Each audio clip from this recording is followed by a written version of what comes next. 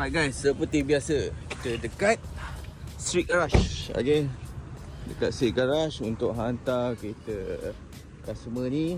Okay, Honda City Hatchback. Okay, ni lah. Okay, ni kereta customer aku warna merah ni untuk pasang accessories daripada Street Garage. So kereta ni kosong lagi.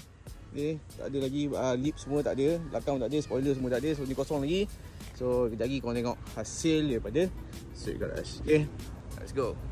Alright, dah siap dah. So kita tambah lips je. Okay, depan, tepi. Okay, customer nak warna merah, kita pasang warna merah.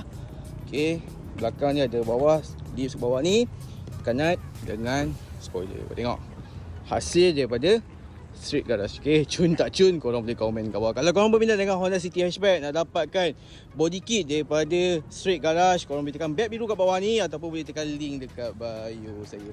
Izul, your sis. Assalamualaikum.